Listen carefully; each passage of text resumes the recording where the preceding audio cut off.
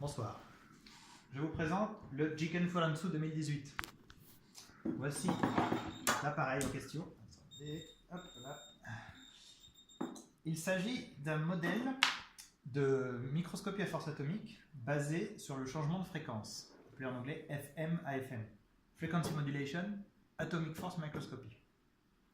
C'est un modèle, une maquette qui a été inventée par Dai Kobayashi à l'université de Tokyo et que nous avons reproduit ici au laboratoire MPQ de l'université Paris 7 à Paris. Donc voilà comment ça fonctionne. On a une source de tension qui alimente le circuit. Donc nous avons une petite règle que nous allons faire vibrer avec cet élément piézoélectrique situé ici. Une tension va être générée alternativement, puis envoyée dans le circuit. Et avec ce circuit de type Darlington, nous avons 3 transistors qui peuvent amplifier cette tension et l'envoyer sur ce petit beeper. Mais la tension n'est pas simplement envoyée sur le petit beeper, elle est aussi envoyée sur un électroaimant qui commence ici et qui passe en dessous, juste là.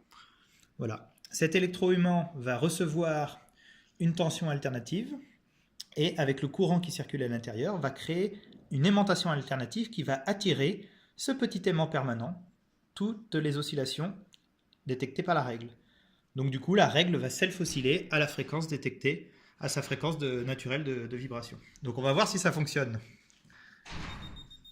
Voilà, donc là ça a l'air de marcher. Donc la règle oscille et l'oscillation est entretenue. Donc nous avons branché aux bornes de la bobine un détecteur de tension que nous avons relié à un oscilloscope pour détecter la fréquence. Donc là on a une fréquence de 7 Hz qui est détectée. Et donc voilà, donc de temps en temps il y a des petites instabilités. Et donc maintenant nous allons passer l'appareil devant des atomes factices qui vont ralentir ou accélérer la fréquence. C'est parti. Donc là nous allons passer devant un atome qui ralentit la fréquence. Puis un atome qui accélère la fréquence. Celui-là l'accélère beaucoup. Là on arrive quasiment à 9 Hz, 8,6 Hz. Et si nous allons sur celui-là, hop, là on est quasiment, 8,7 Hz. Donc on peut voir qu'en fonction de savoir si la force est attractive ou répulsive, la fréquence va augmenter ou diminuer. Si la force est attractive, la fréquence va augmenter. Si la force est répulsive, la fréquence va diminuer. Et en fait, nous avons orienté les aimants dans un sens ou dans l'autre pour rendre la force attractive ou répulsive.